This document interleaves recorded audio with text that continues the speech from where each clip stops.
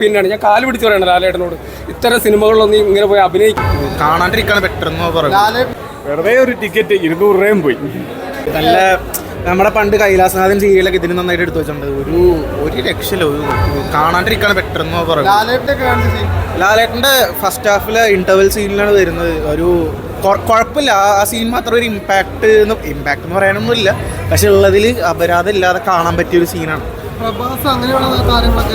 അവരെന്തിനാണ് ഇത് കമ്മിറ്റ് ചെയ്തതുപോലെ അറിയില്ല. ലൈക്ക് അത്രയും സ്റ്റാർഡമുള്ള ക്യാരക്ടേഴ്സൊക്കെ വന്നിട്ട് ഭയങ്കര കോമഡി ആയിട്ടാണ് കാണിച്ചു വെച്ചേക്കുന്നത്.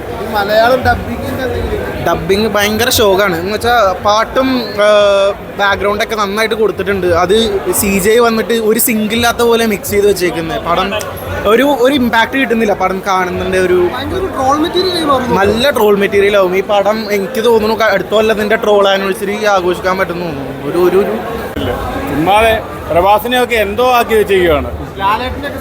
ലാലപ്പന് ഭയങ്കര ശോകമാണ്, ഭയങ്കര നായകനൊക്കെ ചിരിക്കുകയാണ്, തിയേറ്റർ മുഴുവൻ ചിരിക്കുകയാണ്. അത്ര ശോകമാണ് ഡബിങ്, അതിലേറെ ശോകമാണ്. എന്തിനാ എടുത്തു വെച്ചിരിക്കുന്നത്? എനിക്ക് തോന്നുന്നത് ഏതോ ചാനലില് സീരിയലാക്കി കൊടുക്കേണ്ട സാധനമാണ് ഇതിനകത്ത്. ഫിലിം അതെ അതെ അതെ, അതേപോലെ കൈരൽ TV-ക്കകത്തൊക്കെ വരുന്ന പോലൊരു പടമാണ്. അത്ര ശോകമായിട്ട് എടുത്ത് മലയാളം എടുക്കുന്നതൊക്കെ എന്ന് പറഞ്ഞാൽ നമ്മൾ ചിരിച്ചു. അത്ര ശോകമാണ്. വെറുതെ ഒരു ടിക്കറ്റ് 200 രൂപയും പോയി. മോഹൻലാലുണ്ട്. നമ്മളൊരു മോഹൻലാലിനെയൊക്കെ കണ്ടിട്ടില്ല ഒരു സിനിമയ്ക്ക് പറഞ്ഞ തെലുങ്ക് ഇൻഡസ്ട്രി എന്ന് പറഞ്ഞാൽ ഏറ്റവും വലിയ മികച്ച ഇൻഡസ്ട്രിയാണ്. അപ്പോൾ ഈ പ്രഭാസിനെ പോലുള്ളവരുടെയൊക്കെ ഡേറ്റ് കിട്ടുമ്പം അത്ര നല്ല സിനിമ എടുക്കണ്ടേ? ഇത് തിയേറ്ററിൽ ഇരുന്ന് കോമാളി വേഷം കിട്ടുന്ന ആൾക്കാരെല്ലാവരും തിയേറ്ററിൽ ഇരുന്ന ഒരാൾ പോലും മനസ്സിരുത്തി സിനിമ കാണുന്നില്ല എന്നുള്ളതാണ്. ഇത് പക്ക കണ്ണപ്പയല്ല, ഇത് വേറൊരു പേര് വയ്ക്കുന്നതായിരിക്കും ഏറ്റവും നല്ലത്. കാരണം അലൻ ജോസ് പെരേരയുടെ അതായത് ഷോർട്ട് ഫിലിമില്ലേ, അതിന് ഇതിലും നിലവാരമുണ്ട്. പൊട്ട സിനിമയാണ് ഇത്. ലാലേട്ടൻ്റെ അടുത്ത് ഞാൻ പറഞ്ഞില്ലേ, അദ്ദേഹം അഭിനയിക്കാൻ പാടില്ലെന്ന് എൻ്റെ ഒരു ഒപ്പീനിയനാണ്. ഞാൻ കാല് പിടിച്ച് പറയണം ലാലേട്ടനോട് ഇത്തരം സിനിമകളിലൊന്നും ഇങ്ങനെ പോയി അഭിനയിക്കാൻ.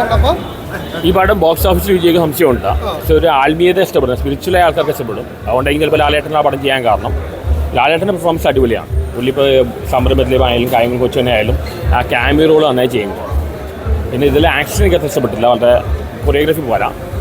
പക്ഷേ റൊമാൻസ് എലിമെൻറ്റ്സ് നന്നായിട്ടുണ്ട്, നായിക നന്നായി ചെയ്തിട്ടുണ്ട്.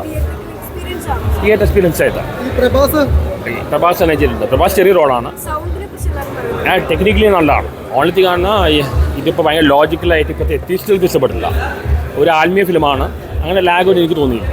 എനിക്ക് ആകെ ആക്ഷൻ മാത്രം ഇഷ്ടപ്പെടാൻ പോയത്. ബാക്കി റൊമാൻസ് സെന്റിമെന്റ്സ് നന്നായി വന്നിട്ടുണ്ട്, കാസ്റ്റിംഗ് നന്നായി തോന്നി. ടെക്നിക്കലി നല്ല ഫിലിമാണ്, വിഷ്വൽ എഫക്റ്റ് നല്ലതാണ്.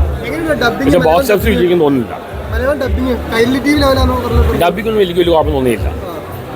ലാലേട്ടൻ എല്ലാ സിനിമയിലും ക്യാമിയോകൾ ചെയ്യുന്നത്, അതേപോലെ നന്നായി ചെയ്തിട്ടുണ്ട്. പുള്ളി കയ്യിലെടുത്തിട്ടുണ്ട്. നായകനെ